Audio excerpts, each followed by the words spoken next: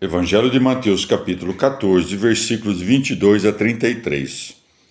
Imediatamente, Jesus obrigou os seus discípulos a subir para a barca e a passarem antes dele à outra margem do lago, enquanto despedia as turbas. Despedidas as turbas, subiu só a um monte para orar.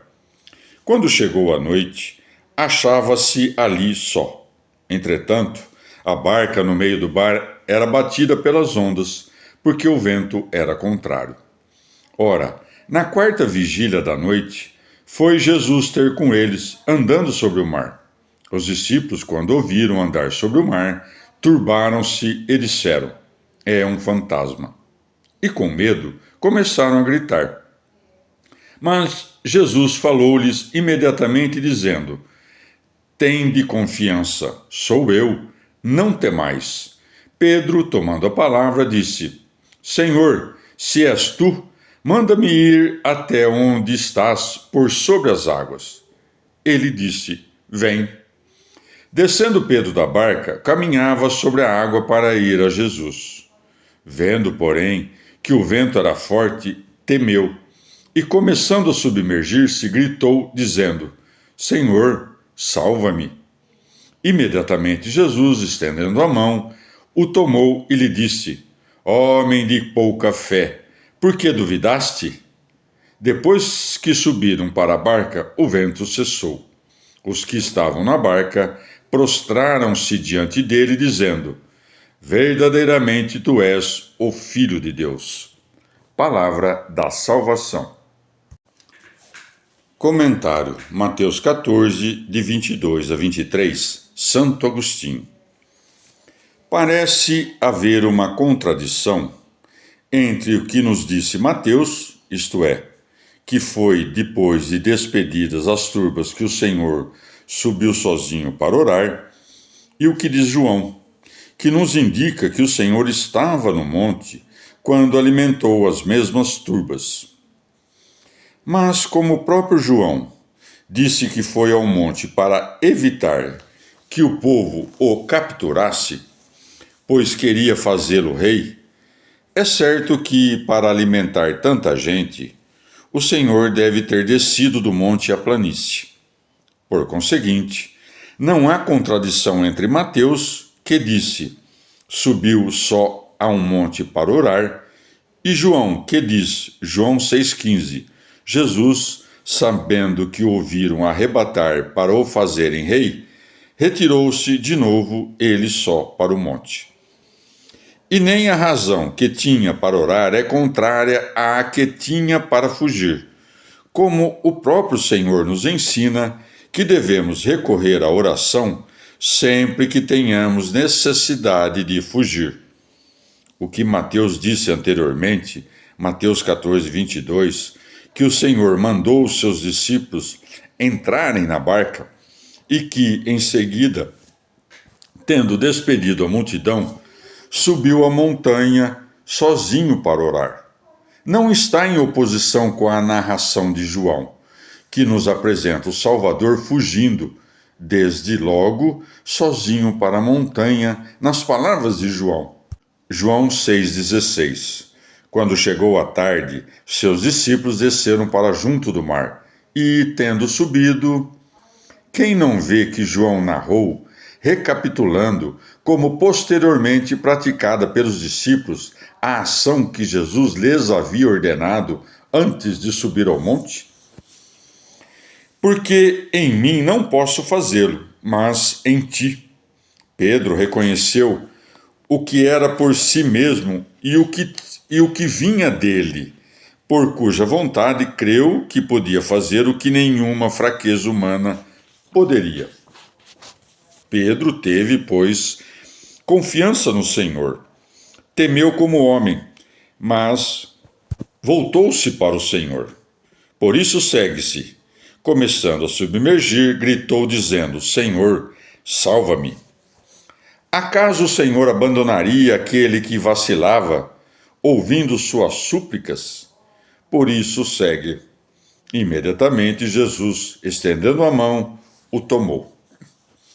Em sentido místico, o monte é a elevação, e que há no mundo que seja mais elevado do que o céu?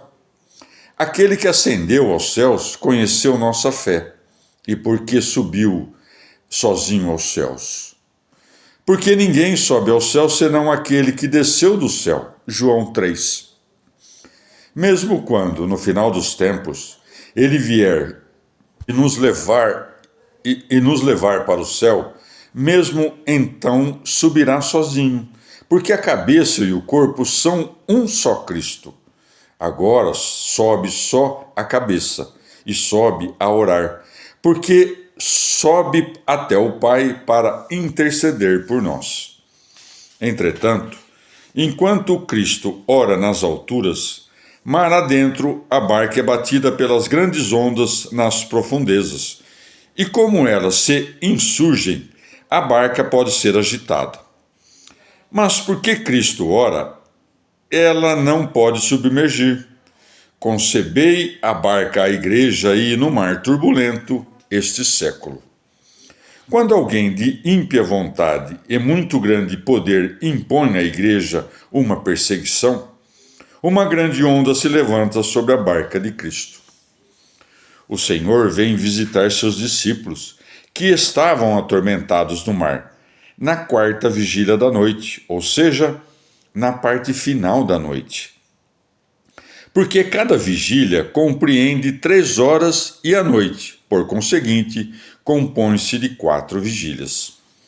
Na quarta vigília da noite, isto é, quase ao terminar a noite, o Senhor virá no fim dos tempos, terminada a noite na iniquidade, para julgar os vivos e os mortos. Mas já veio de maneira maravilhosa, porque as ondas se levantaram e ele as calcou com os pés. E por mais que se levantem as potestades do mundo, sua cabeça será esmagada pela nossa cabeça. Ou também se entende, pelas palavras dos discípulos, que era um fantasma, que duvidarão da vinda de Cristo certos homens que se tiverem entregado ao diabo. E quando Pedro implorou ao Senhor que o socorresse para não perecer entre as ondas, dá-se-nos a entender nessa tribulação de Pedro que a igreja, depois da última perseguição, será ainda purificada com algumas outras tribulações. Isto é o que significa Paulo quando disse 1 Coríntios 3,15, mas será salvo, como por meio do fogo. Num só apóstolo, isto é, em Pedro, príncipe e chefe na ordem dos apóstolos, em quem era figurada a igreja, figuram-se ambos os tipos de homem, isto é, os firmes no momento em que andou sobre as águas e os fracos no momento em que duvidou. Para cada um de nossos desejos são uma tempestade. Amas a Deus? Andas sobre os mares e tem sob os pés o temor do mundo. Amas o mundo? Ele te absorverá. Mas quando teu coração estiver agitado pelo desejo desordenado, invoca a divindade de Cristo, a fim de vencer o desejo. Aqui se indica também que sua glória será então manifesta, sendo que já é vista em figura por aqueles que agora caminham pela fé. Evangelho de Mateus, capítulo 14, versículos de 34 a 36. Tendo atravessado o lago, foram para a terra de Genesar. Tendo-o reconhecido o povo daquele lugar, mandaram prevenir toda aquela região e lhe apresentaram todos os doentes. Estes rogavam-lhe que os deixasse tocar sequer a orla do seu vestido. E todos os que tocavam ficaram sãos. Palavra da salvação. Comentário Mateus 14, de 34 a 36, São João Crisóstomo. O evangelista nos manifesta que, depois de uma longa ausência, o Senhor chegou àquele país e por isso segue, Tendo-o reconhecido o povo daquele lugar, mandaram prevenir toda aquela região. E não faziam isso como anteriormente, arrastando-o para as casas e pedindo o toque de suas mãos, mas atraíam-no com uma maior fé. Por isso segue. Eles lhe apresentaram todos os doentes. Esses rogavam-lhe que os deixasse tocar sequer a orla de seu vestido. A mulher que padecia do fluxo de sangue foi quem ensinou a todos essa sabedoria, a saber que, tocando a orla do vestido de Cristo, se alcançava a saúde. Vê-se claramente, pelo que foi dito anteriormente, como a fé desses homens não desapareceu durante a ausência do Senhor, mas tornou-se maior, e pelo poder desta fé foram todos curados. Por isso continua, e todos os que o tocavam ficaram sãos. Nós não temos somente a orla ou o vestido de Cristo, mas também o seu corpo para comermos. Assim, se os que tocaram a orla do vestido de Cristo receberam tão grande virtude, muito maior será a daqueles que receberem o próprio corpo todo inteiro. Comentário Mateus 14, de 34 a 36, Santo Hilário. Ou de outro modo, depois de terminado o tempo da lei, e de 5.000 filhos de Israel terem entrado na igreja, sai ao seu encontro o povo fiel, já salvo da lei pela fé, e oferece ao Senhor os que restaram enfermos e doentes entre os seus. Estes apresentados desejavam tocar a orla de seu vestido, porque pela fé seriam salvos.